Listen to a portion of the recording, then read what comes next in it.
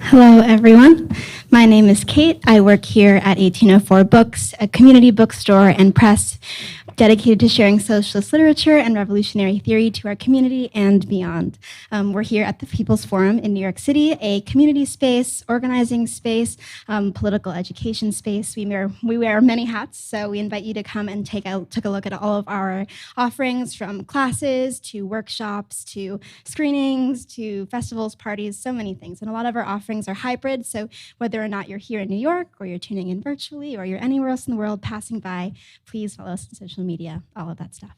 I'm so excited to introduce tonight's book talk, Domination and Emancipation, which asks us to uplift the emancipatory pole of critical thought in the face of defeatism that, threads itself through leftist politics.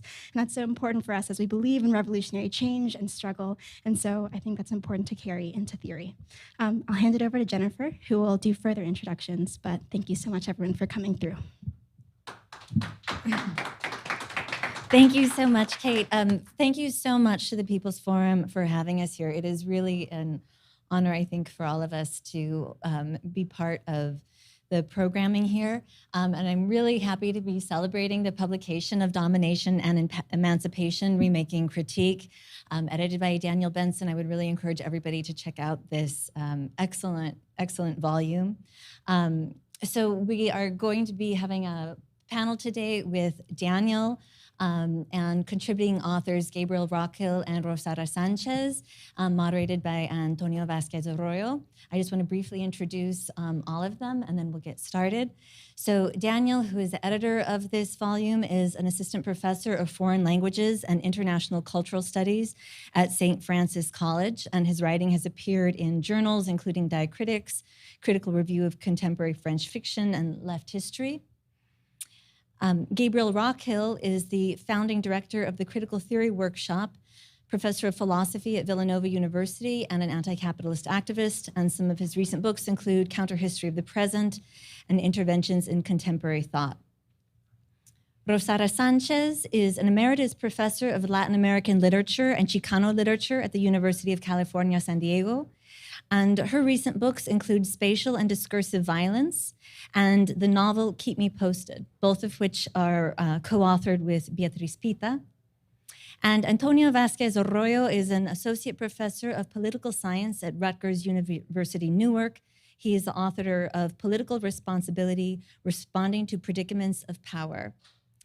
This event is also co-sponsored by the Critical Theory Workshop and the Radical Education Department. Gabriel and I are co-directing the Critical Theory Workshop's summer program in Paris, and we have information about that here, which we'd also encourage you to check out if you're interested in this type of programming. So thank you all so much, and we'll go ahead and start with Daniel.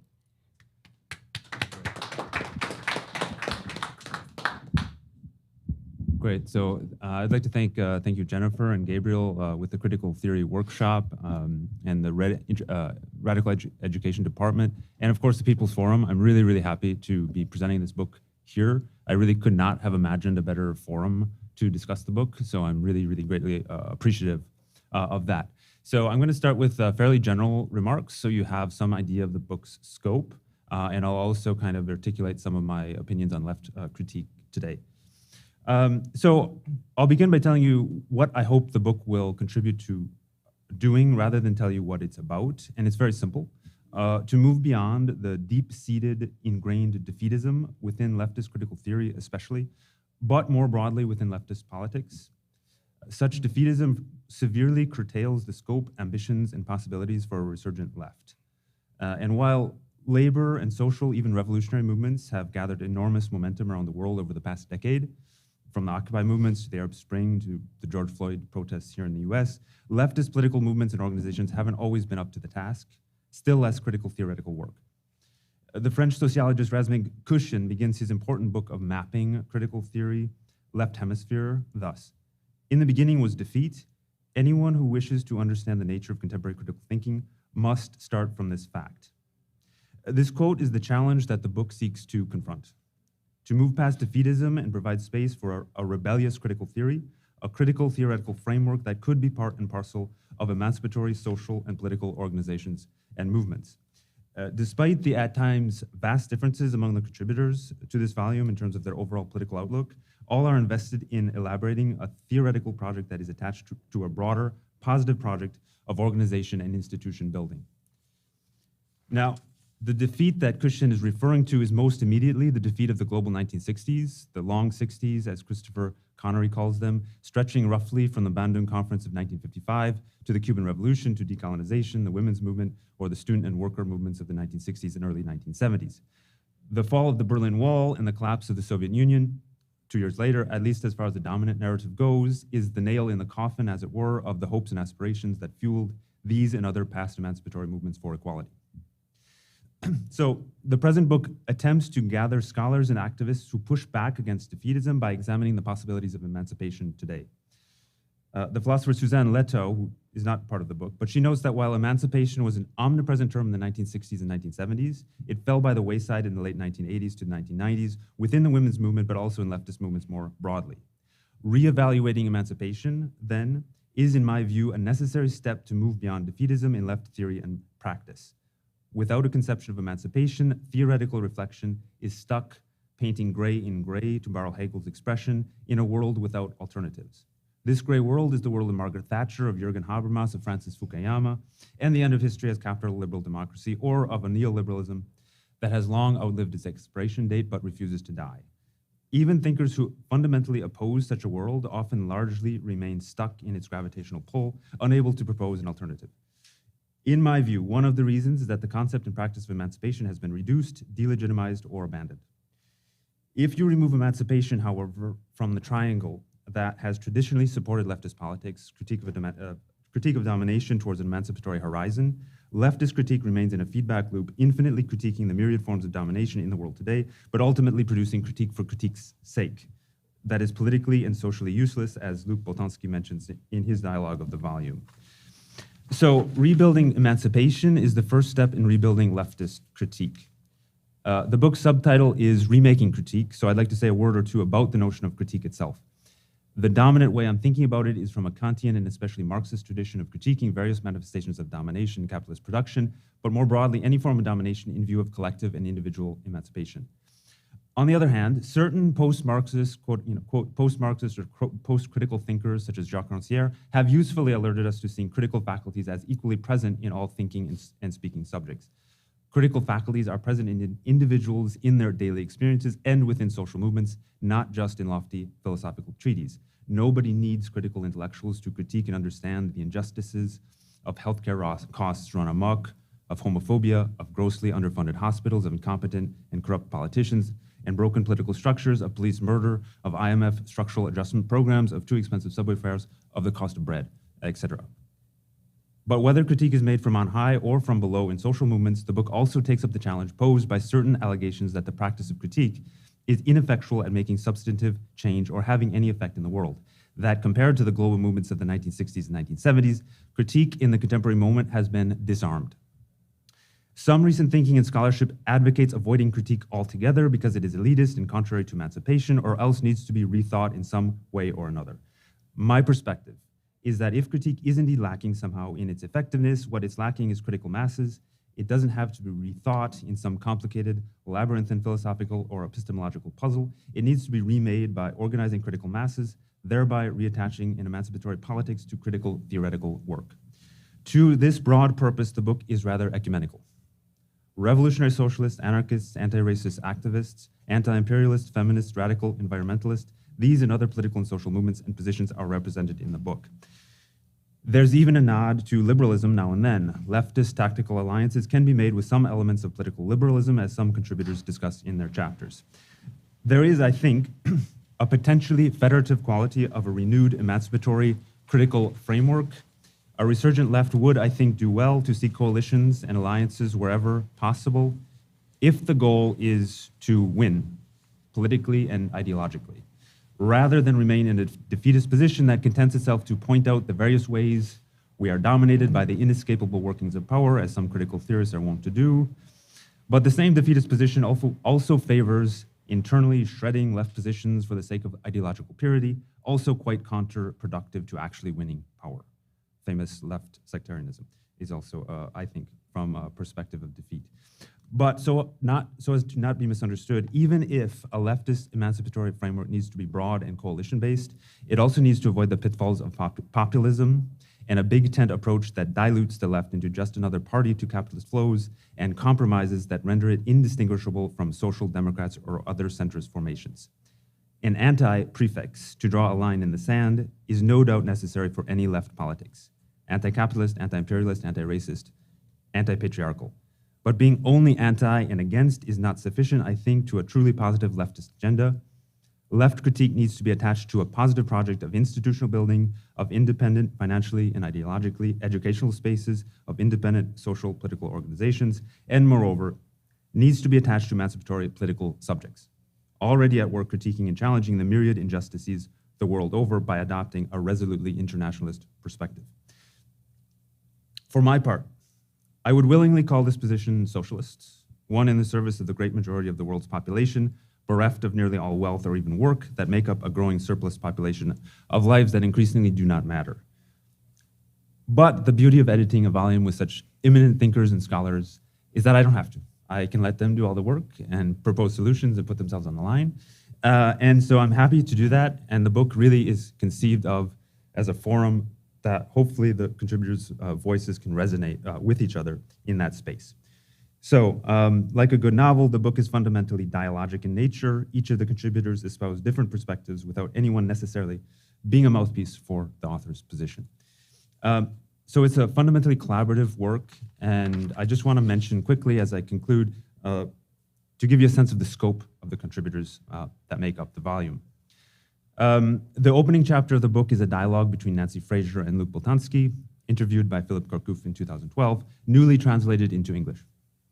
Staged in the aftermath of the 2008 housing crash and Occupy movements of 2011, it touches on fundamental questions of theoretical and political concern, such as the relationship between capitalism and the state, the future of social protection after decades of neoliberalism, and how to make critique relevant for emancipatory movements in the contemporary conjuncture. And while we are still in the same post-2011 historical process that framed this debate, new events clearly have taken place since then.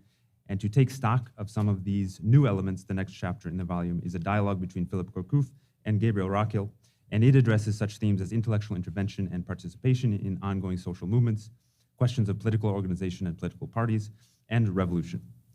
The next contribution is by Asad Haider, who unfortunately cannot be with us tonight. He was scheduled to be here. Unfortunately, he's not. But his contribution, though, provides a fundamental theoretical, historical, and lexical analysis of emancipation, really frames the book.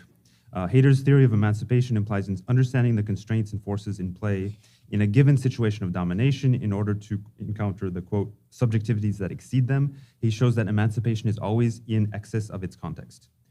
And he also usefully discusses how the late Marx revised some of his early accounts of emancipation that were more or less teleological in scope to one in which organization plays the key role in, quote, creating a subject, an emancipatory subject that does not exist prior to its organization. And so Asad takes us past, the tired sort of discussions of the disappearance of the subject of emancipation, and also takes us beyond identity politics, which often is seen as replacing the question of emancipation and the emancipatory subject. But as Rosaura Sánchez points out, there is no necessary opposition between identity politics and emancipation. Since Rosaura is here with us tonight, I'll let her speak to her contribution. I'll just say that from my perspective, her contribution is really the best critique and discussion of identity politics that I've encountered. She deftly sidesteps so many wearisome critiques that just end up turning in circles around the question of whether class or identity claims are more important for leftist organizing and revolutionary politics. The next chapter in the book is by Gabriel Rockhill, and I'll likewise allow him to discuss his article. Gabriel's text is certainly the most polemical of the contributions, as he presents a, quote, counter-history of the tradition of Frankfurt School critical theory, and provocatively claims it is a tradition that is, quote, woefully lacking in critique. One of the strengths of his contribution, I think, is to place a heavy burden on the motivation of any critical theorist's claim to go beyond Marx or to emphasize what Marxists supposedly missed. For such claims can easily be little more than a marketing ploy to gain traction in what he calls the global theory industry, an industry that is fashionably post-Marxist since the 1980s, at least. If Gabriel notes how parochial and narrow the tradition of critical theory can be, corralling emancipation into the liberal fold centered on European traditions, Françoise Vergès' contribution provides an alternative emancipatory map of critique well beyond Europe. Her upbringing in the French Overseas Department of Reunion Island imbued her with an emancipatory cartography of the South, of exchanges between Africa and Asia, of the Bandung Conference, of the Cuban Revolution, of wars of liberation from Algeria to Mozambique. This counter-hegemonic map was one on which Europe was on the periphery, and she considers how the forgetting of this map structures contemporary capitalism and imperial politics in the creation of a surplus humanity. Combating the forgetting means piecing together a palimpsest of the traces of the vanquished, the enslaved, the colonized, women, workers, peasants, migrants the world over. In the struggle for a, quote, politics of lives that matter, an expression I like quite a bit, an ethics of emancipation is needed, in which the traces of the forgotten provide a source of images, texts, and songs that constitute a counter-hegemonic library for present battles. A.J. Singh Chaudhary's contribution confronts the environmental crisis head-on and provides a spirited defense of Frankfurt School critical theory. He notes how the impending environmental catastrophe harkens back to the crises that generated the original critical theoretical project in the interwar period, with World War II looming on the horizon. However, far from advocating a dogmatic return to the main thinkers associated with the Frankfurt School, he argues that critical theory must change, firstly through a dialogue with climate scientists who, he notes, already employ a sort of intuitive critical theory that advocates for a radical departure from the capitalist system. Secondly, critical theory needs to be supplemented by a practical politics, a left-wing climate realism, what he calls, and the relative distrust of practical political praxis by many Frankfurt School thinkers is no longer operative today, marked as it is by insurgent global movements, rampant inequality, immiseration, and ecological crisis. Philip Korkuf also argues for the need to reassociate the critical and the emancipatory today, and his contribution starts from the hypothesis that emancipation and critiques of domination have been severed in the contemporary moment. This leaves critical theory and leftist politics in disarray, since both were traditionally based on the association of critique of domination, promotion of emancipation. What remains is, on the one hand, uncritical social sciences, and on the other, extreme right forces around the world adopting a systemic social critique that has been abandoned by the left. To counter this trend, Korkuf reconstructs social critique and emancipation not by privileging one or the other the terms, but by keeping them in irresolvable tension. Tensions are also foundational in Yves Citon's concluding contribution. Like Korkuf, he sees leftist politics without a stable rudder due to the disruption of the critique of domination emancipation model of social progress that traditionally supported it. But he further questions the very desirability of using terms such as critique and emancipation, and proposes a post-critical politics of tensions in its place. Using an electromagnetic imaginary of currents and countercurrents, he draws a highly original cartography of 18 polarities that structure politics. He ultimately sees political action as constituted by a world based on ubiquitous hinges that open or close to let in desirable elements, such as citizens of a country at a border crossing, or creating laws favoring green infrastructure investment, or other examples, and shut out others, asylum seekers at the same border crossings, or more progressively perhaps, blocking our personal data from big data, stopping Amazon from building a headquarters, etc. Citon asks us to situate ourselves in such a world of hinges and prevents a final polarity that consists of binarists who confront the world in terms of on or off, all or nothing, and potentialists who see the world action in terms of an infinite gradation of partial openings and closings. So I will leave my brief presentation there to open up the space for my other panelists. I think we'll turn it over to Rosaura. No? Sarah, I think we'll go to Rosaura.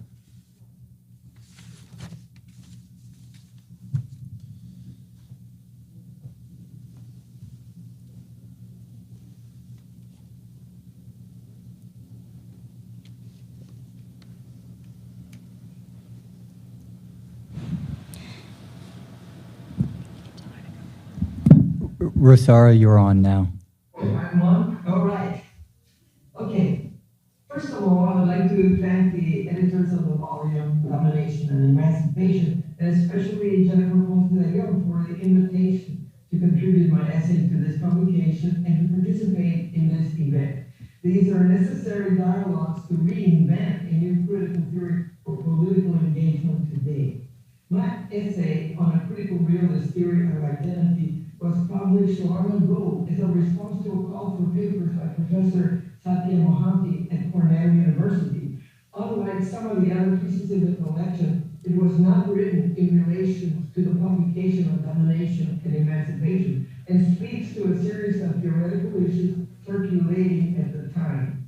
My references there to a critical realist analysis of identity were thus not in response to the Frankfurt School critical theory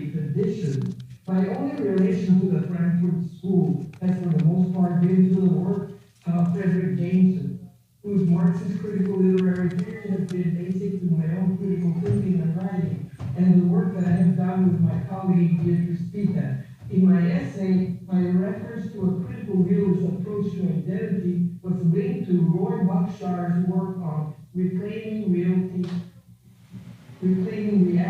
and a realist theory of science. Two works that are useful insofar as formulations distinguishing different layers of perception, reality, and therefore identity. Central to my theoretical formation have been theories that have included not only Jameson, but Terry Eagleton, Alex Kalinico, David Harvey, Ella Dixon Wood, George Capenzi, Silvia Federici, Massimo De Angelis, John Bellamy Foster, and many others. The Midnight Notes collective work on processes of dispossession and enclosures have likewise been fundamental for our work. For this reason, I feel that my essay falls somewhat outside the main focus of the volume. I do, however, have something to say about the role of identity politics in struggles for emancipation, as well as in structures of domination. Let me begin by noting that according to the United Nations, a quarter of the Earth's population is now living in conflict-affected areas. Nuclear arsenals are growing, human rights and international laws are under assault, and criminal and terrorist networks are profiting from divisions and conflicts. Surveillance, state violence, and repression are on the rise and take new forms. This reality undoubtedly calls for emancipation. For all these reasons, I see the need for a number of struggles against capitalism, imperialism, enclosures, exploitation, oppression, racism, sexism, and ecological disasters. And clearly, a critical perspective is crucial to confront crises like wars, persecutions, and species and planet self-destruction. In my published essay, I focus on the critical realist theory of identity formation as necessarily implying viewing class structural positioning as part and parcel of all social conjunctions. If social positioning is one's location within a set of economic, political, and cultural structures, then it follows that one is always also situated within interconnected gender, racial, ethnic, and sexual social structures. With respect to identity, while one can agree that identity politics can and increasingly does serve to divide the working class, I do see that identity has played a crucial role in a variety of anti-hegemonic struggles. The struggles might be national in nature, as in the case of Palestinians or even Ukrainians, but more often those struggles have been linked to particular identities like race, ethnicity, religion, gender, or sexuality.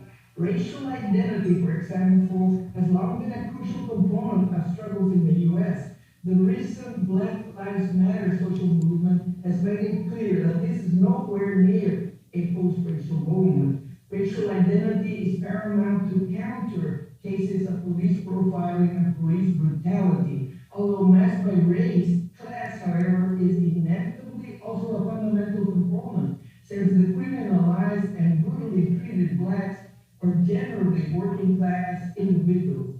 Sexism and gender positioning also need to be linked to class location, as it is especially, though not always, working class women that are the principal objects of domestic violence, rape, and murder.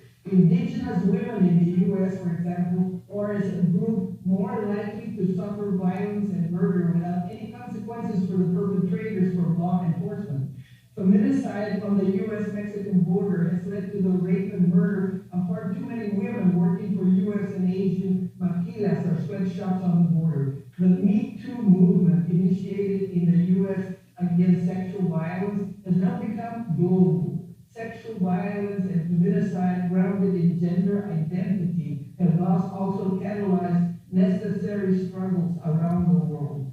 Today, one cannot think in terms of empowerment and emancipation struggles strictly in relation to an ascendant urban industrial proletariat, especially in view of the relocation of a good many industries to the global south under neoliberalism.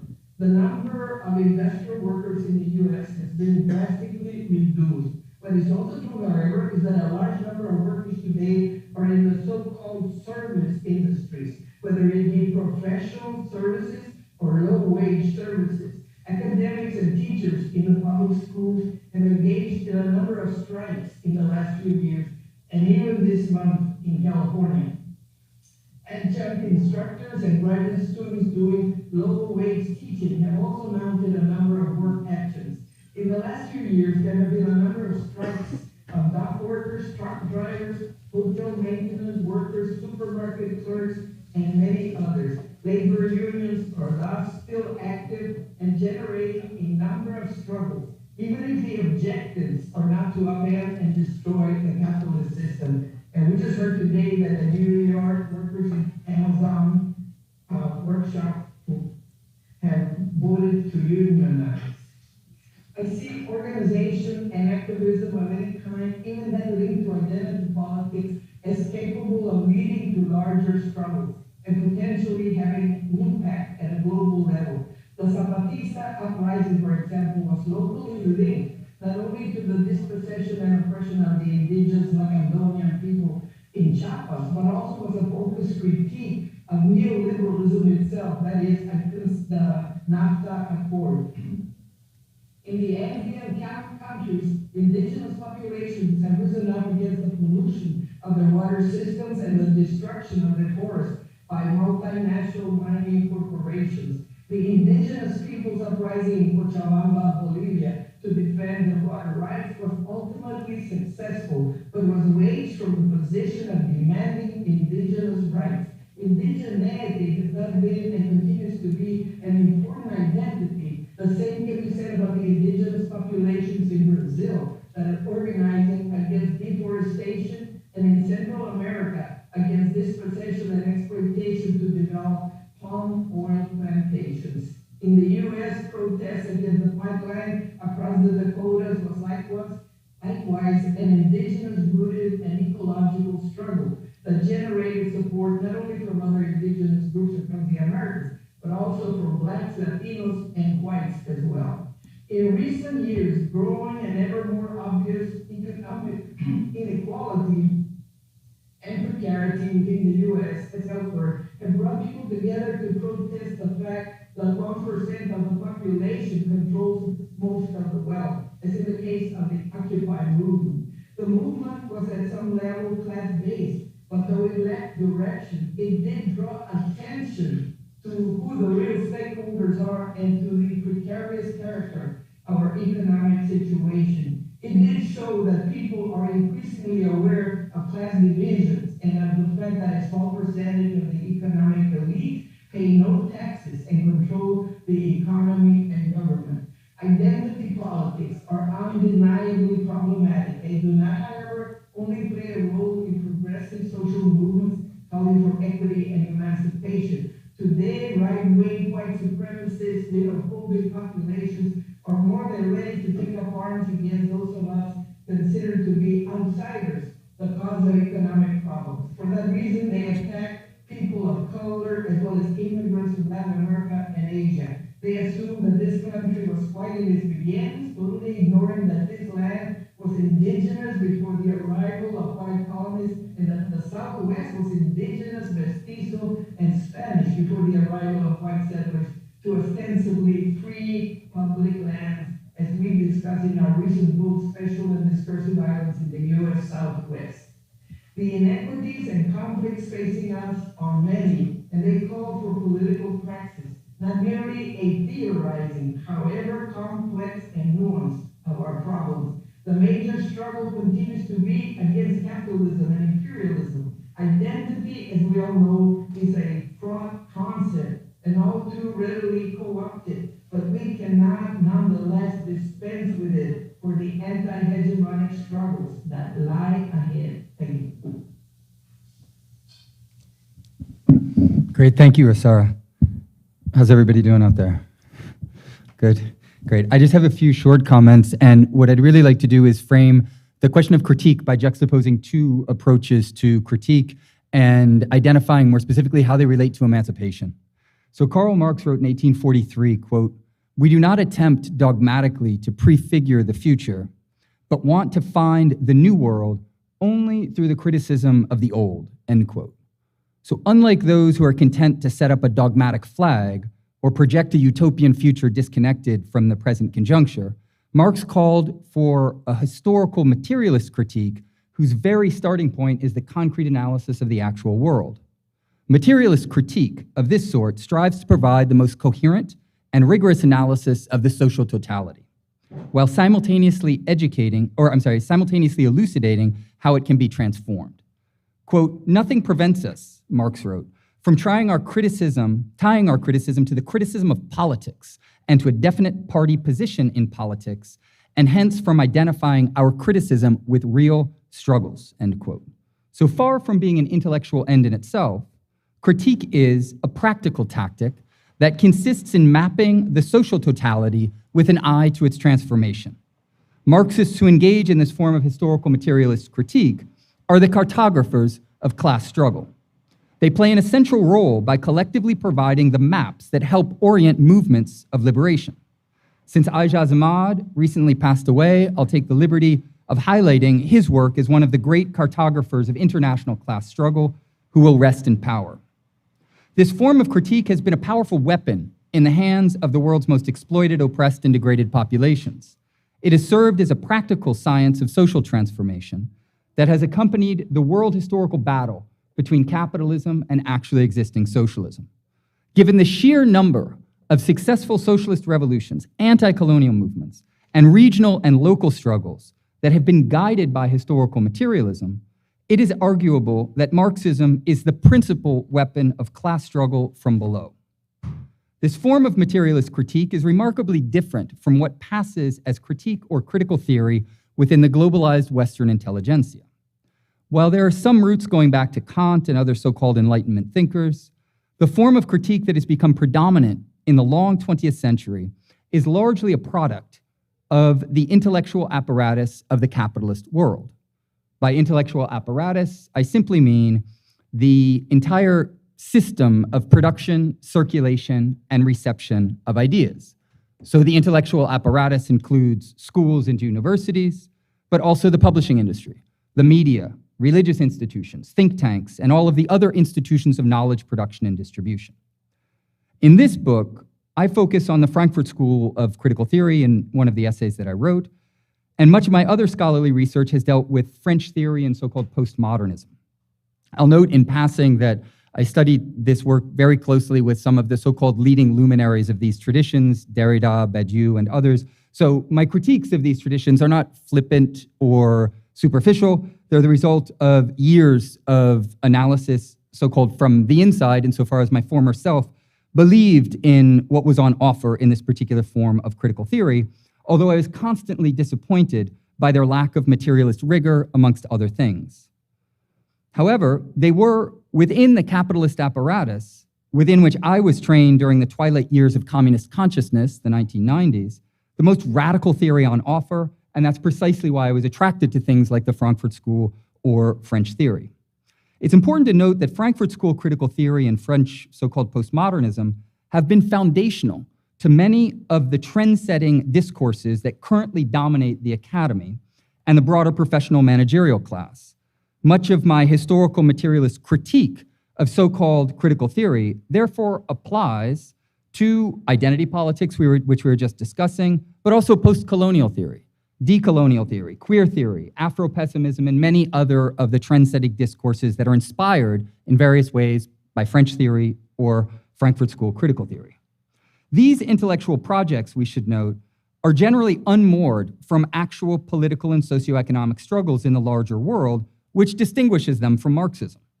Instead, they're primarily discourses for the petty bourgeois intelligentsia and the professional managerial class, although they do continue to have far-reaching effects in the organizing world and are very much part of a class politics.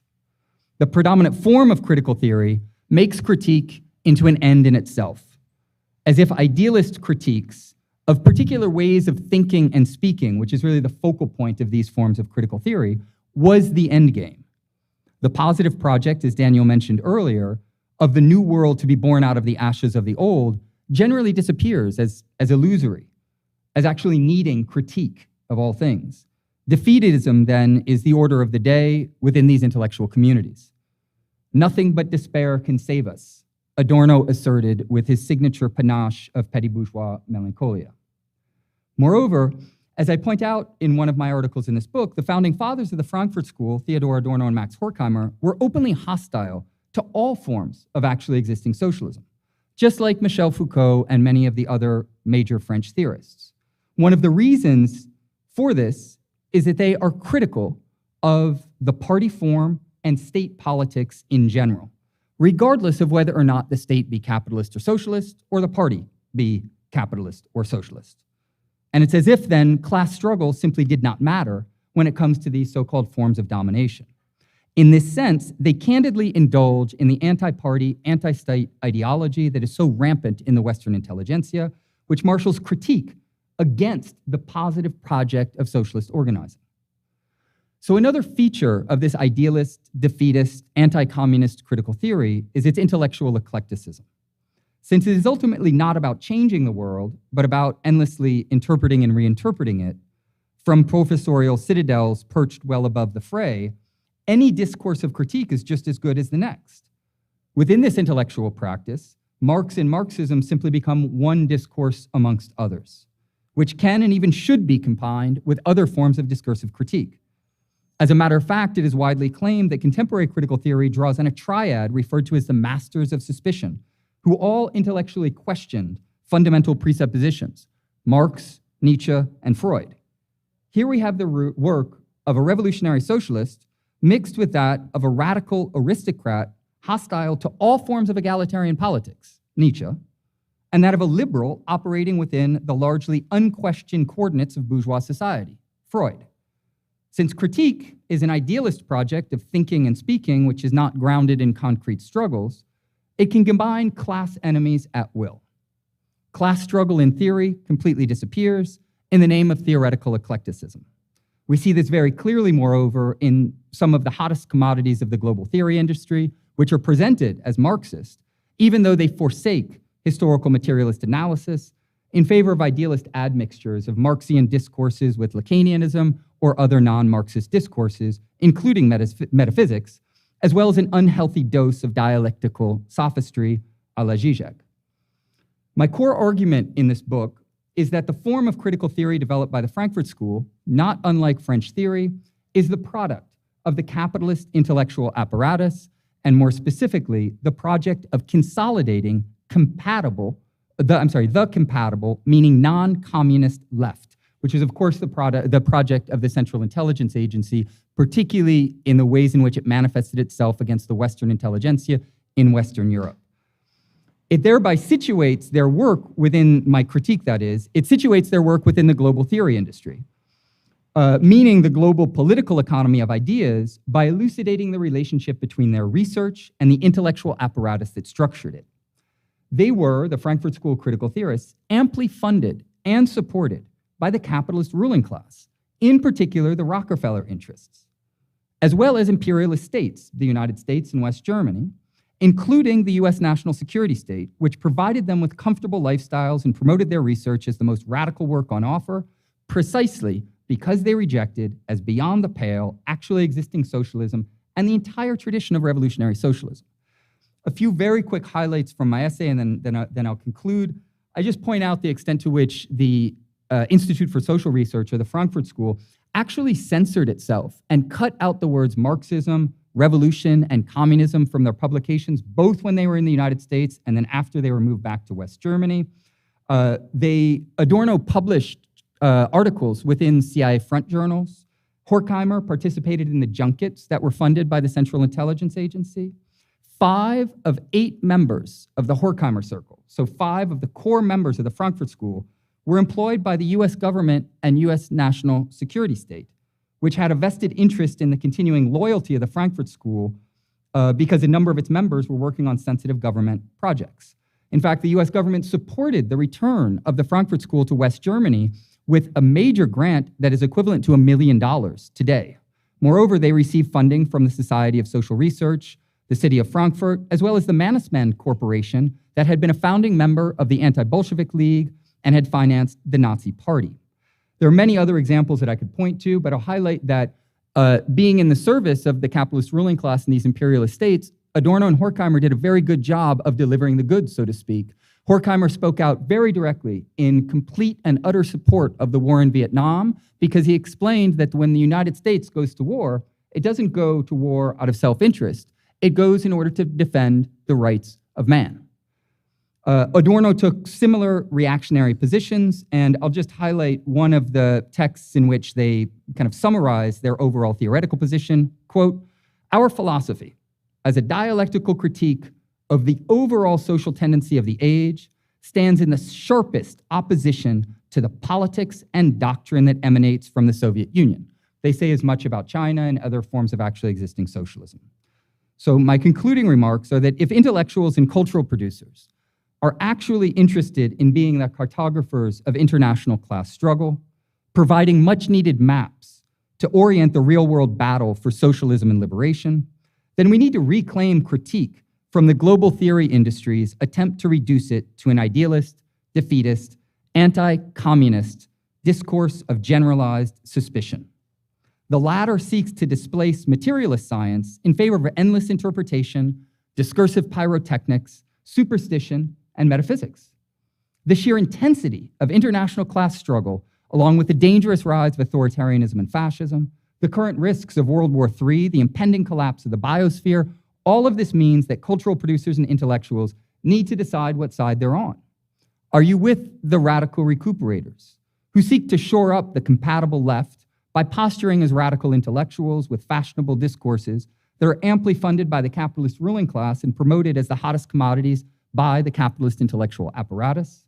Or are you on the side of those who recognize that these forms of corrupt critical theory are a form of class warfare that seeks to discredit, neutralize, and destroy the greatest weapon of class struggle of the working and toiling masses? I, for one, am proud to say, in spite of my intellectual training within the capitalist intellectual apparatus, that I know what side I am on. And I'm in very good company. I'm with Ijaz Ahmad, involved in what Marx called the work of our time to clarify to itself the meaning of its struggle and its own discourses. This is the work for the world and for us, Marx said. If you aren't already there, I hope that you will join us. There is much work to be done. Thank you.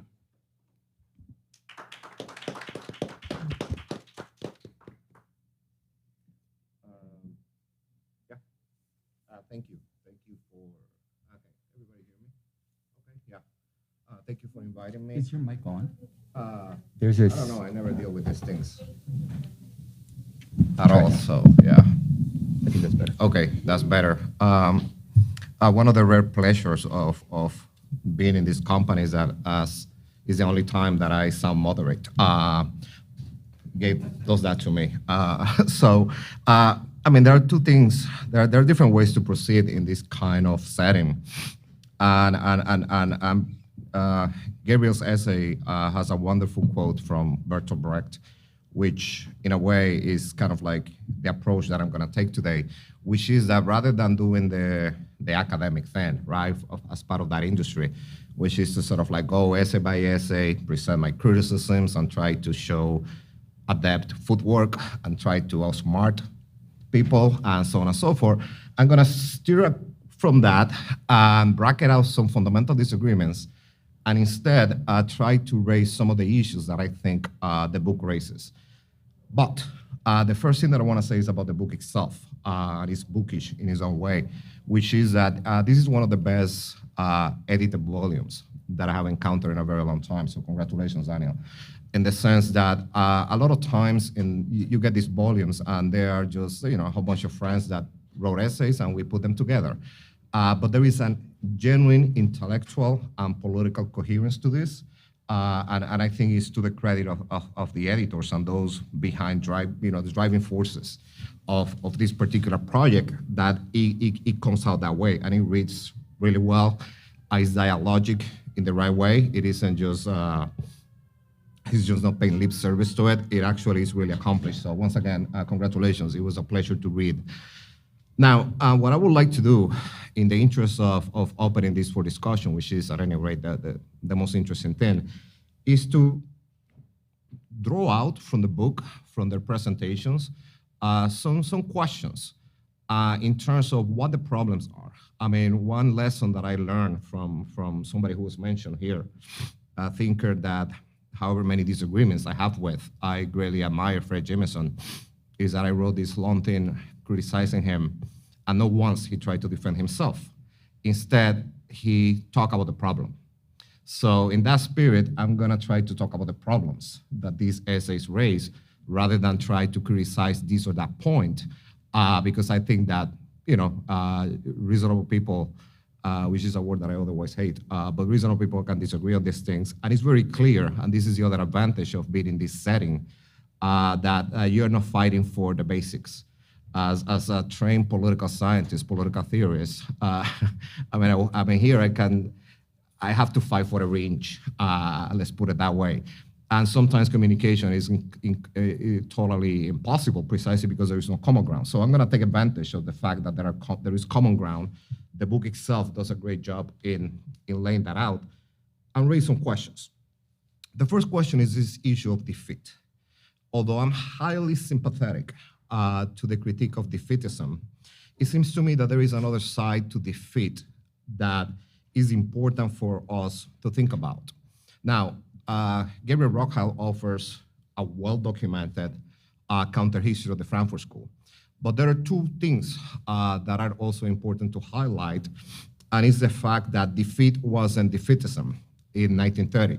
Namely, part of the early vocation of Horkheimer, who is a very complex figure that one has to periodize in different ways, was precisely the aftermath of the failed attempts to create a revolution in Germany after World War I. The murder of Rosa Luxemburg, among others, was an important event. So when the early Frankfurt School spoke about defeat, it had a very clear content, a clear connotation, which also had to do with the fact that the Social Democratic Party had voted for the war credits that led to the inter-imperialist carnage of World War I. So it was intellectual defeat and political defeat. Now, I would like to suggest that that is something fundamentally different from defeatism as a kind of ideology, and it seems to me that maybe not for the next generation of people, but I'm old enough now to realize the times in which defeat was very much in our face, and that's when the map changed. I remember being in high school when the Soviet Union collapsed, for example, and I just aged myself right there. And part of that was the sense that to speak about socialism, which is one of the great legacies of Occupy and something like a lot of these movements, to make that word viable again to begin with. To speak about socialism in the 90s was, you will be looked at as a kind of dinosaur, or somebody will look at you with a smirk, kind of, haha, yeah, he still thinks that. But nobody will take it seriously. And that was part of an age of reaction, but also an age of defeat, in the sense that rather than as a theory complex industry that Gabriel mentioned, they would like to talk about these in terms of psychoanalytic categories like loss. When for me, no, it's not about loss, it's actual defeat. You were defeated, and you have to reckon with the sources of that defeat, rather than moralizing the enemy, rather than the self-denial of thinking like, we are always good. No, tactically we were outmaneuvered. Organizationally, we were outflanked. So for me, that's the other side of defeat that I think is important to register without succumbing necessarily or indulging into the defeatist perspective.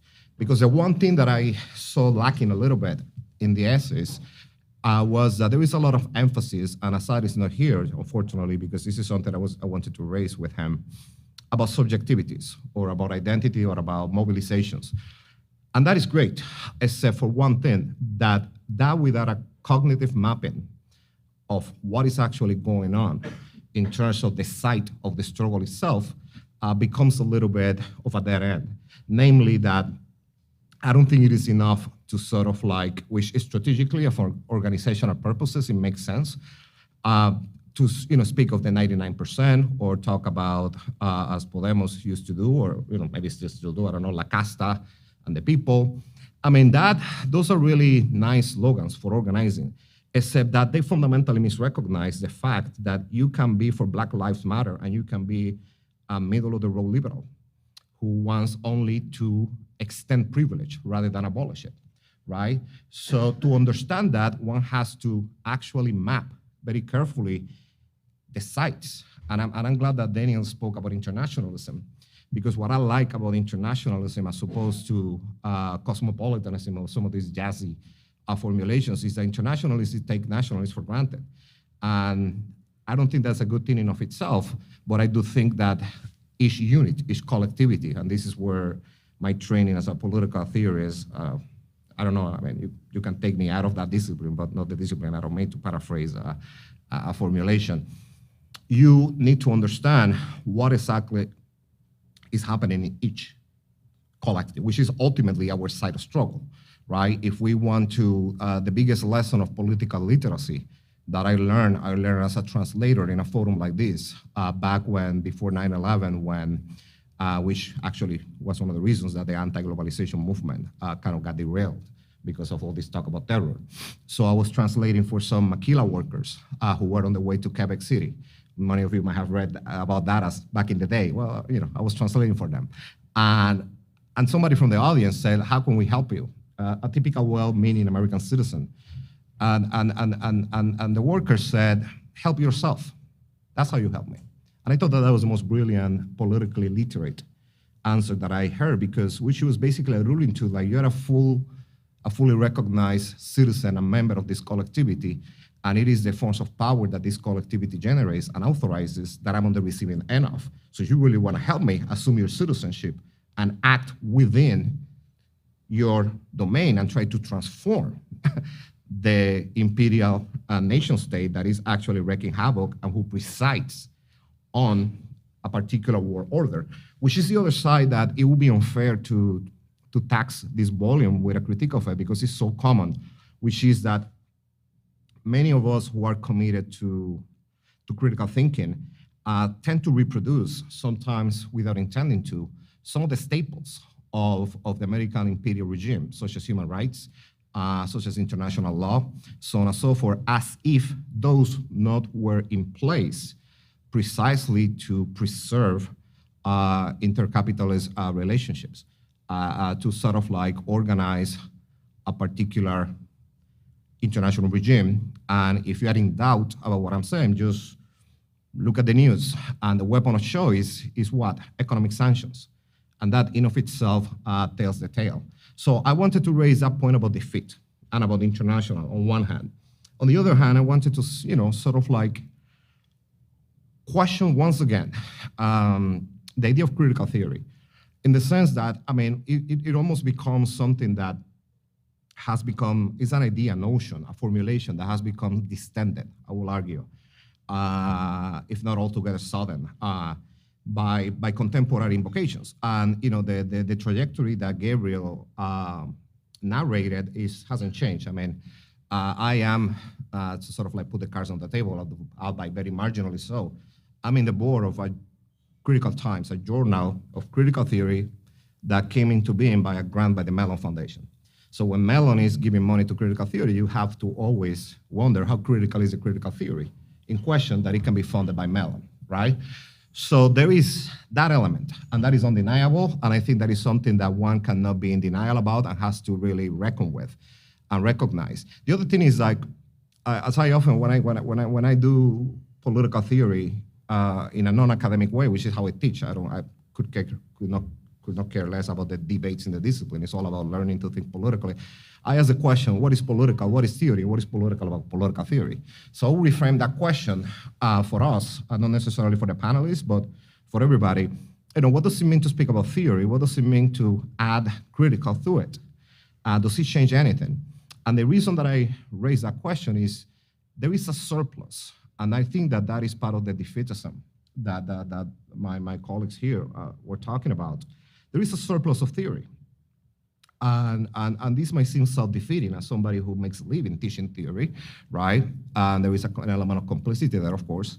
But there is a surplus of theory in which the label critical theory is thrown around to cover everything that, for instance, in the journal that I'm affiliated with, everything that Gabriel laid out, from Frankfurt School to what Americans call post-structuralism, which is basically is French thought after 68.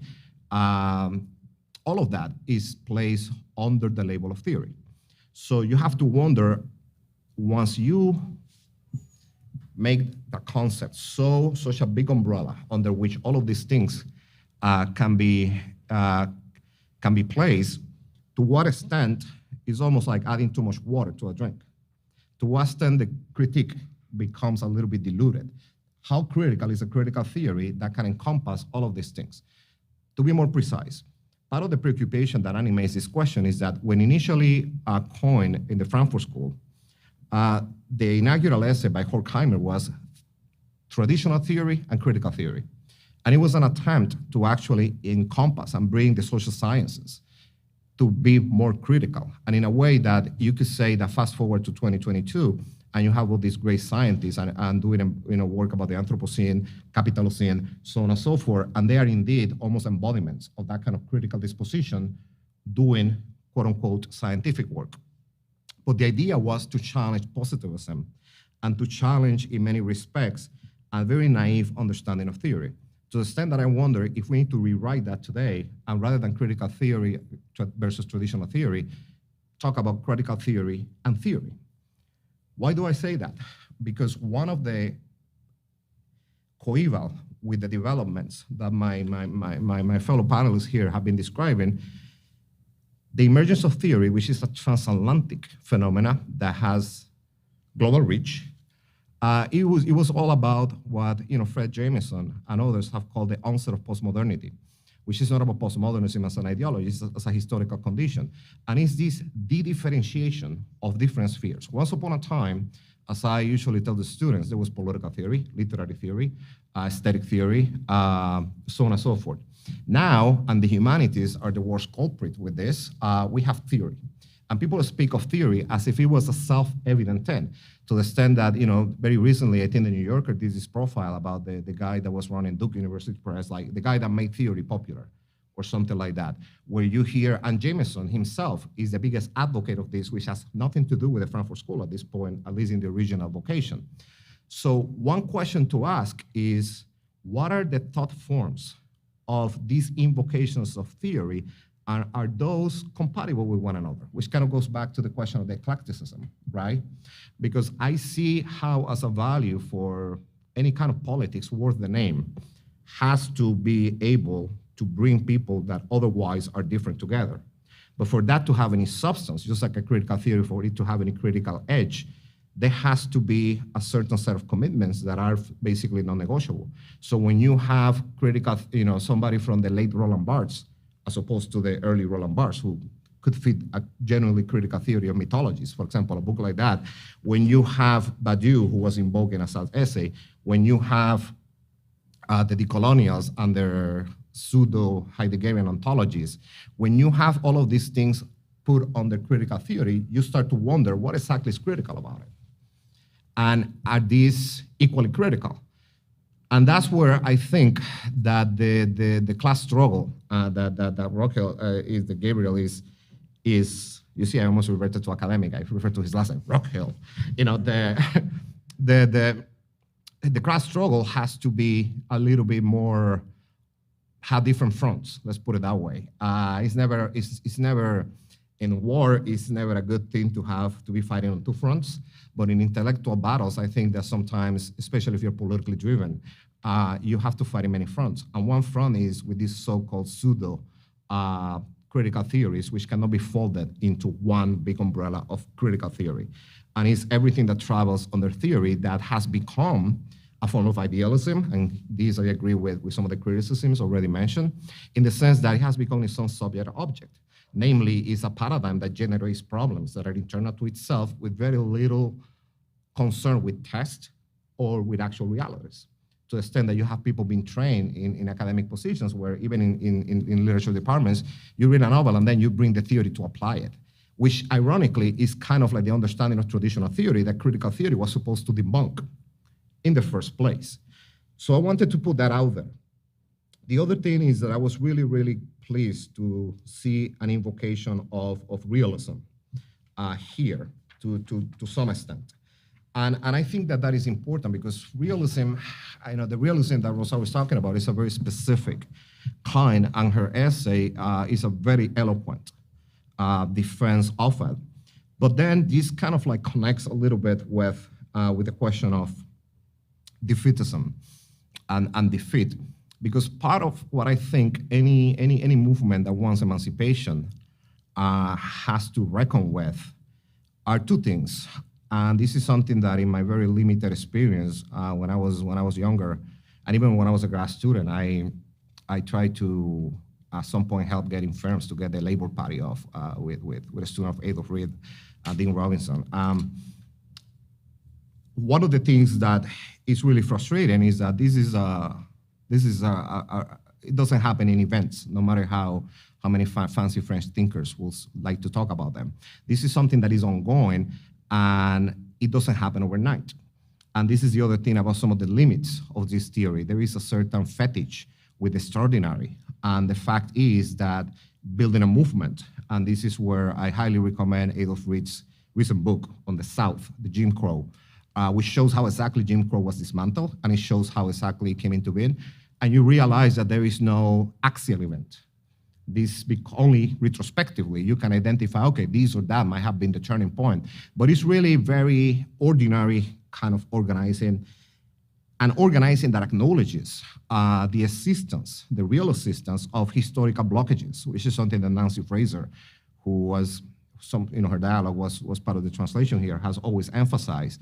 And this is where I will give a very, very, very qualified defense of the Frankfurt School, and Adorno in particular, in the most infamous moment, because I've studied this in great detail and looked at some of the even untranslated stuff in English. When Adorno criticized the students in a very revealing statement, which tells you everything that you needed to know about the insensibility towards, to put it mildly, so-called third world struggles. He said to them, what didn't work in the Bolivian bush, referring to Guevara, of course, is not going to work in West Berlin. And condescension aside, when he was pushed on that claim, he basically said, listen, this is a question of whether or not at this moment in particular, and this is very uncharacteristic of him. Again, I'm not defending him the whole way, but it was an interesting qualification where he says the blockage is not permanent. Is at this particular moment, those kinds of tactics, and in this he was not wrong. The kind of tactics that you're using in a metropolitan center might not work here, and you might have to find a different way, which kind of reminds me of a lesson of socialist militants in the late 70s, early 80s of where I'm from, Puerto Rico, where there was this attempt to try to have an internationalist disposition for people even of my generation, let alone that older generation, for better or worse. The Cuban Revolution was the low start and the inspiration, for better, I think, but that's neither here nor there. And one of the things was there were some Central American Sandinistas who came to the island. And when they saw the petty bourgeois nature of the middle class in the country, they were like, you gotta find a different way, because what we've been doing is not gonna work here. Here people have AC, here people have a lot of food on the table. You don't recruit people in the same way that we've been recruiting people, dispossessed peasants who are basically illiterates, right? So you have to devise a different strategy here. So if you think that you're just gonna bring the model from there to here, what might be working in the Bolivian bush, as Adorno will say, I'm not over that remark. I will hold that against him for the rest of my life. But that's not wrong. And that's part of what I was alluding to with the primacy of each situation and how, to understand, there are many mediations that we, as people who are still committed to some kind of critical thinking, that might offer some coordinates. And I don't think that any critical theory worth the name can claim to be more than that, offering parameters. What those parameters lead, only collective agencies, ordinary people acting together can actualize. I'm very clear about that, and I'm 100% behind that. Having said that, though, we tend to invoke all this intersectionality, we tend to invoke all these different struggles from different parts of the world, and the reality is that each one has to be looked at in the sense of the primacy of their respective situations. And that's when you realize that, it's not that easy. And to an extent, it takes a lot of work that is not the kind of work that is theorized, not even thematized in the theory, critical theory industry. So I'm not so much defending critical theory as such, because everything that has been said about critical theory here, I'm like, yep, check, go in my head. I can add the self-anointment practices, the junkets. Is how nauseating it is to sometimes be in some of these conferences, so on and so forth, right? All of that is true. Having said that, though, I do think that there are thought forms and approaches, if I can put it more simply, that are more enabling in trying to understand how each situation is fundamentally different, and how some of the terminology of this theory industry, because it's easy, just like it was easy once upon a time to zone in on Marxism and sort of like, I'm a post-Marxist, whatever that means. I still don't know what that means, other than being an anti-Marxist, but post-anti, I get post sounds a lot less. It gives you a sense of being superior because you're beyond that, you're past that, right? In some sort of way. Rather than, reproduces a lot of the terminology, a lot of the concepts of that very same theory industry. And for me, that's something that has to be more critically engaged, because a lot of it sabotages from within what are otherwise very honest attempts to try to think critically about colonialism, for example. I'm always fascinated because which is a word that is not part of my lexicon, and it hasn't been mentioned here, I think, but the whole Eurocentric critique. If you are anti-imperialist, Euro hasn't been an empire in quite a while now. You have to be anti-American imperialism. Otherwise it's just like really a cop-out of sorts. But what I find fascinating is how, in the name of thematizing what has been left out, what has fallen by the wayside in traditional understandings of critical theory, rightly so, people end up reproducing categories that are actually worse than the categories of the critical theory in question, like the prevalence of ontological language. If you have to give credit in the battle of ideas to critical theory, is that whatever flaws they had, Adorno hated ontology, rightly so. So suddenly you have, like, one of the essays in the volume, the person is not here, so I'm not gonna, it's not fair to sort of like raise a. And in the interest of time, yeah. we should make sure. Oh, sure, yeah. In that case, there is this language of ontology in it. So again, these are the questions that I think that this book raises. And like I said at the very beginning, I think that the most important thing is, for me, of our work, is what kind of questions, rather than the answers. We can nitpick on the answers every single author gives, but that's easy. That's almost too self-satisfied.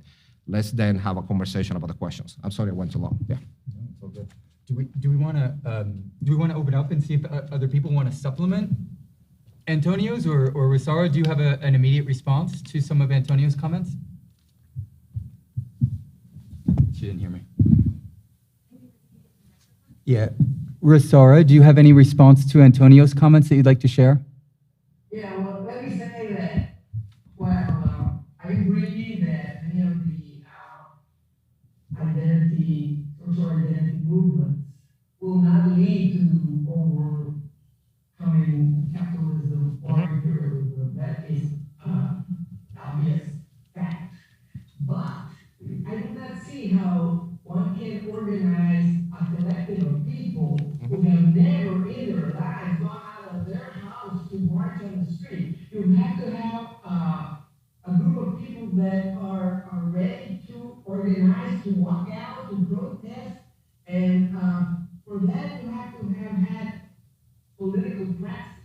And so people who go out and do and protest and ask for changes, etc., are generally people who have at some point in their lives been willing to go out and face the police and face the system and go against what is acceptable. And for me, you have to have have had some kind of political experience. And so that's what the Black movement, the Black Lives Matter movement does. It brings people out. It makes people aware. Hey, wait a minute, what's going on? Look at the police, they're killing people. And it makes them furious. I mean, when you see what's happening and you want to do something, you want to go out and protest, this cannot go on. I think that's the first step in getting people to be politically aware and ready to do something. And I'm not saying they're going to overthrow Washington or the capitalist system, but they are at least ready to hear about change. And I think that just talking about it in a theory course or at the academy, which most of us do, or thing, that's not going to do it. That's not going to get anybody involved in anything. You have to have a movement. You have to have some problem that people want to deal with and that people are eager to go out and make their point. And whether it be in terms of sexual oppression or sexuality or ethnicity or even national issues like the Palestinian question, if we're ready to go out and do things, then we might be able down the line to make some change. But if you've never ever gone out, you're just sitting in class and thinking, oh yeah, that's really important. Yeah, that's a good thing. No, nothing will happen. You have to have people that have political practice. So I'm supposed to moderate, so I will take any questions that people have or may have, comments, objections, rebuttals. I don't know. Yeah. Yeah. Daniel, if you have anything to... I guess if no one... Yeah. If there's questions. Okay. Hi. So I've read almost every one of you guys' work previously, so I'm glad to see your faces in real time. So I guess maybe to distill Gabriel and Rosaura and also Daniel's opening comments into kind of a singular question. We've had in the last maybe 30, 40, even 50 years, the still remaining activist communist movements that still create theory in India, Philippines, South America, wherever, using identity as a main crux of their theory. If you go read whatever thing they're writing on the women's struggle and how that relates to national liberation in Eastern India, it's core and central to that. But in Western Marxist theory or critical theory that we are talking about right now, we have a fundamental lack, or even in just activist groups that kind of nod to it. So I guess my question is, if we're kind of trying to go down this positive trend of creating something, how do we reignite this type of activist, class-based, and identity-based theory that actually brings people out and gives them something to strive to and know what is going on in their life? Because I know that, you know, Gramsci writes about how we still have a intellectual class that theorizes, and people do interact with that intellectual class and do theorize in their daily life, but they're not making huge theories. So how do we kind of, and I struggle with this in my own academic career as a grad student, how do we make this happen, I guess?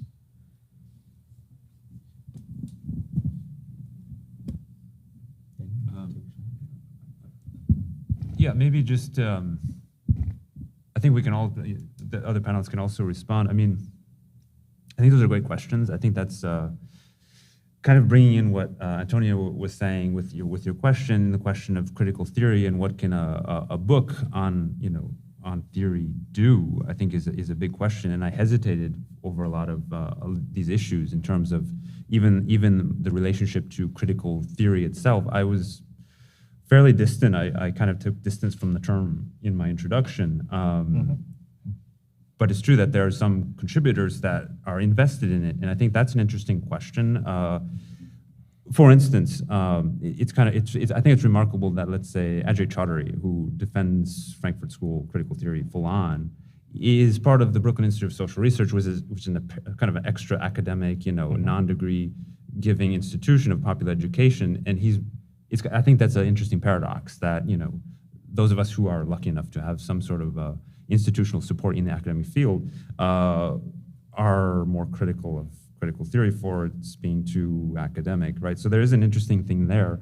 But the question of how to, I think the question that everyone is asking is the question of theory and praxis. It's so classic, but it's so present. And I think that one question is, can you have critical theory and praxis, and are they totally unrelated? And is that a good thing or bad thing? So AJ's perspective is that that's fine. You can have critical theory critiquing its, the negative critique of progress and the entire system, and then you can have your practical movements, however that happens. And we can put them together, or we can invent the political praxis on the one hand and the critical theory on the other. So that's one thing I would like to put out there. But even the question of defeat and defeatism, I was also struggling with that notion, because some of the contributors and also some of the people I cite, such as Jacques Rancière, he says, well, I'm not defeatist, I'm just thinking about the decades of defeat. Pretty objective, Or even Françoise Vergès, who says, we need to rethink the defeat of the South as a critical emancipatory cartography. There's a true, adopting neoliberal individualism or a comprador, elite bourgeoisie, compromising with the system. So there's actual defeats, So what is the difference between defeatism as an attitude and actually thinking about legitimate, concrete defeats is another question. Maybe that indirectly answers your question, but these are just some things I was thinking about, but I'm happy to open it up. I might just share some quick thoughts. Thanks for the question. And Antonio, thank you for your questions and comments. Connecting a few of the threads, both from what Antonio said and the question that you just asked, I think that it's really important that when the revolution didn't move west after 1917 and the German Revolution failed, of course, that was a moment of enormous defeat. But as Lenin predicted, the revolution moved east. And so what you have basically between about 1945 and 1973, if you try to map global class struggle, the capitalist world is in a position of ongoing defeats. Korea in 1945, Vietnam begins in 1945, but then ultimately in 1975. You have China in 1949. In 1959, then it moves to the Western Hemisphere with Cuba. You have Nicaragua, right? So there's actually the assumption that somehow there's US hegemony in the post-war era is, I would argue, factually incorrect. The socialist movement is on the rise, and that's why the counter-revolutionary forces of neoliberalism and American-style imperialism have to be unleashed in the 70s, 80s, and following in order to try to destroy those movements. And so it's really important to recognize, I think, that these Marxist-Leninist revolutions were anti-colonial revolutions through and through. Right? And so to speak perhaps more directly to the question that you raised, I think that within that particular tradition, there's a dialectical understanding of identity. And so if you read Lenin on the national question, nations aren't these fixed identities, like often within US identity politics, people would think of race as, well, you're black or you're white or you're brown, and these have no history, they're just things that exist non-dialectically, in short. And so this non-dialectical approach allows us to identify the importance of the self-determination of nations, which of course Lenin argued for and was instantiated within the USSR. But it also means that those identities, it's tactics. They're not strategies.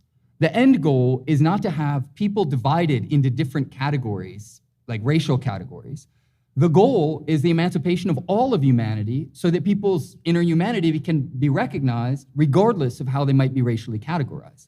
And so that dialectical relationship between extant identities as they exist in the world and the way in which they can be transformed in a world historical project of actually existing socialism is absolutely key. And I think in the Western world, what you have in Western Marxism and cultural Marxism is a lot of reification and non-dialectical accounts of identity, in short. So I know that doesn't address all aspects of your question, but it's at least one element to throw out there. If you want me to say something, I can be very brief. For me, it's about terminology and cognition, education, right? Representation. And what I mean by that is think about the book that I mentioned, Adolph Reed, The South. What that book does really well is to teach people how transhistorical notions of white supremacy or the legacy of slavery are not very enabling when it comes to understanding the intersection between class and race and the racialization of class in the US, but rather Jim Crow. And if you look at Jim Crow, part of it is that, of course, the morality tale, because unfortunately critical theory promotes a lot of moralism, and the morality tale about good versus bad guys crumbles a little bit. And you begin to see how these elements of complicity. Right? Does that mean that you're going to indulge in some kind of purist purism in which, no, people go out there and they rage and good, right? However, I mean, that runs out of steam relatively quickly, and we saw that with Occupy, for example, except that what was the lasting legacy? The lasting legacy was the emergence of this other flank within the Democratic Party that have moved the discussion in a more progressive way, where some bad words are now viable, and I think that that's a good thing in of itself, right? But the terminology and the historical analogies that we use, I think that are very important. For me personally, and this is something I completely disagree with my fellow panelists here, and we will not talk about it here, invocations of fascism in the present are completely out of place and completely disabled. An accurate understanding as does white supremacy is a category that I'm very happy to leave behind. Does that mean that no, racism is there, but to couch it or to couch autocrats with the F word is to completely misrecognize both fascism past and present. So that's my example of that. It's not so much as a guy, here's the blueprint, and I'm here to sort of like correct you. No, it's actually to interrogate and engage in a dialogue with some of the concepts, some of the categories that might be more enabling vis-a-vis those that are less so. Yeah. I think there was another question or comment. Yeah. Thank you. Thank you very much. I'm really happy to be here. I apologize if my question might sound superficial, but I wanted to ask you about the importance of theory and critical theory itself, because I want to mention an example here. Where I come from, Tunisia, where the Arab Spring Code started, it all started in my hometown. I remember very well masses revolting against the political leadership, the authorities changing everything, having a lot of demands. It was workers, poor people, like working class, essentially, literally revolting and like changing a lot of things substantially. Without, like, I'm pretty sure I was there. Nobody read Marx or had any access to any theories. Here, but I want to, and I personally believe that one of the main reasons of the defeat that happened after, like, la bourgeoisie taking over again the power very quickly in like less than a year, was the absence of theory itself, the absence of leadership, the absence of political leaders who would lead the masses to really have a continuing revolution. My question is, how do we honestly like mainstream the theory? How do we create a link between those masses who can actually do something without theory, but they really need access to critical theory to probably like make things happen and work out and succeed? And between critical theory itself, because I do not think that, because we tried that a lot in my country to have a real emancipation happening, to really free ourselves from bourgeoisie that has been leading the country for years and years, and it always does not happen. And I think that real emancipation would need critical theory, but there is no, I don't know how to describe it. There is a big boycott between working class and the elite and academia and theorists. How do we make that more easier to put the critical theory like in to the ground to like a regular person? Thank you so much. I can say something quickly, because I'm a deep believer and very invested in popular education.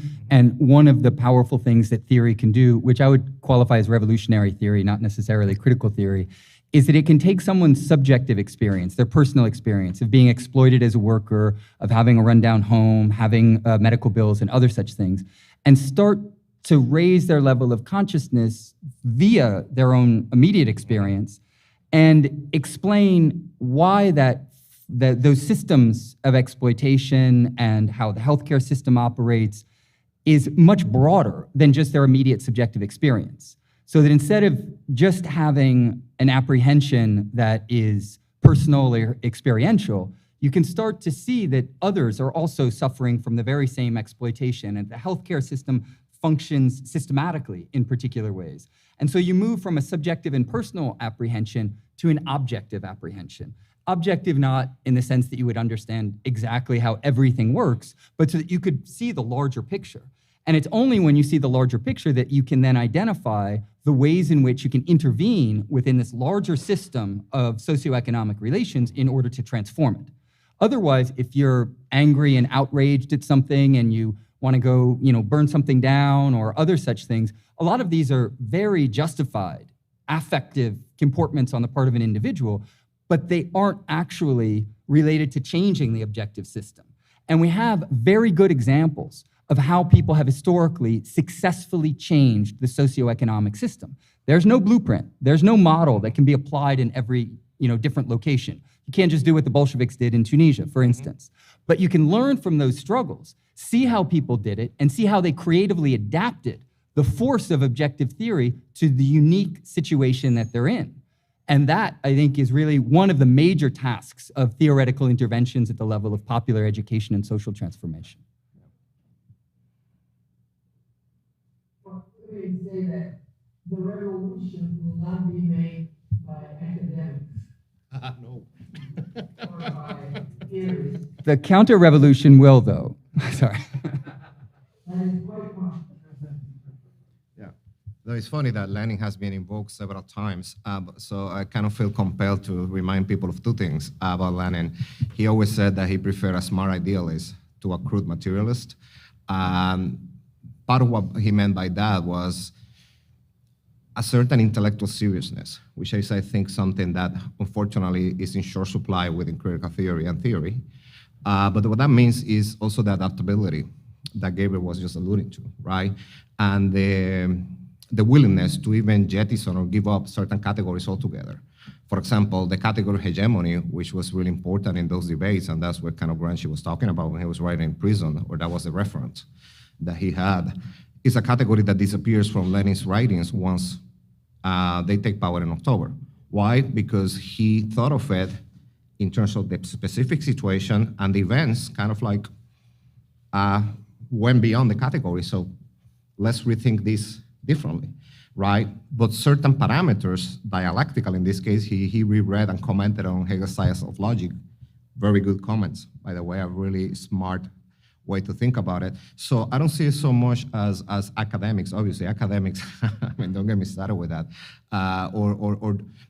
So I do think that is key, and that is the key component, not only the educational one, but the ability to theorize out of the concrete, to theorize in close proximity with the predicaments, with the blockages, with the openings, right? With the lines of light that might appear, the cracks that you can, push through in any given situation. And for that, you cannot be wedded to sort of like create a two-volume canon of communicative action or some sort of thing like that. I mean, that's a whole different enterprise, valid, because I don't want to say that is not valid. You can learn from it, but it's a different enterprise altogether. So that would be my kind of like how I will receive that. But I'm also of two minds about that, because going back to the academics that Rosaura was mentioning, I mean, as somebody trained in political theory, political literacy and political theory is almost like they are in inverse proportion, right? I mean, academic political scientists are sometimes the most unpolitical people that you will ever encounter. And, my father, who finished school with the GI Bill, was in the Army because he was out of school in 7th grade and then took the exam. And that was how he was, talk about the Cuban Revolution with him. It was simply, he wasn't a friend actually, but he was so clear. What Bertolt Brecht talked about crude thinking, not over-complexify things. Sometimes things need to be brought down to the basic level in a very concrete way. And that is something that, unfortunately, sometimes if you're too steeped into theory, you lose. you tend to lose, because then, don't simplify the complex, don't complexify the simple.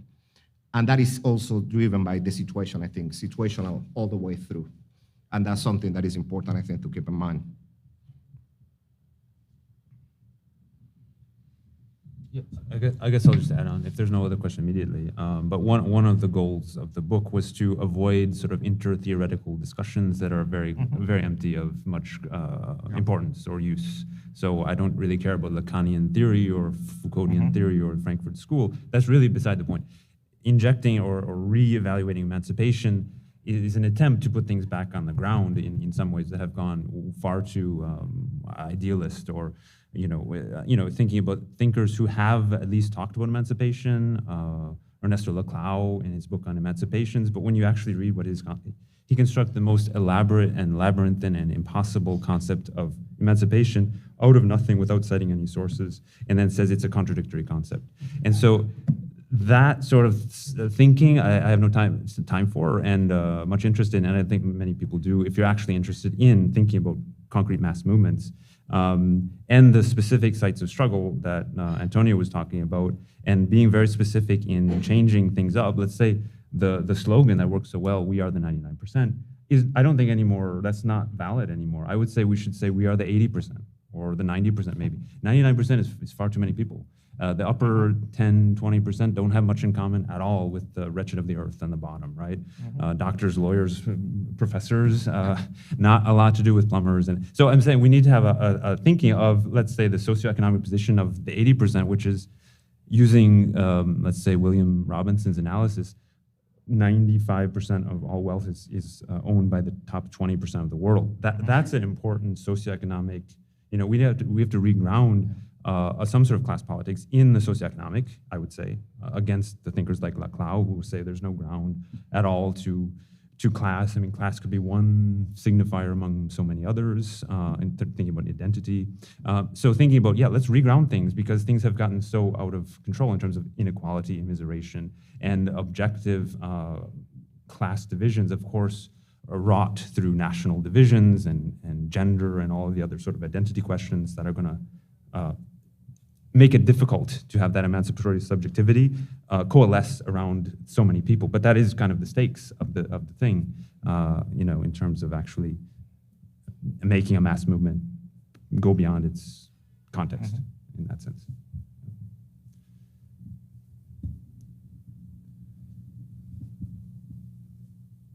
You might be arriving at the end. Yeah. I think there's going to be a reception too, so we can probably. Oh, okay. Yeah, we can mingle. Yeah. All right. Well, thank you, everybody. Do you want to say a final word? Yeah. I want to thank you all for joining us. Thank you, everyone, for your questions and for bringing this discussion here, because it is important to consider a relationship to theory as organizers, how we, bring joy, bring optimism, bring struggle into our work. And so I hope to see you all again here soon. Please feel free to go to the cafe and hang out. And everyone who's been tuning in virtually, thank you so much for joining us as well. And with that, good night.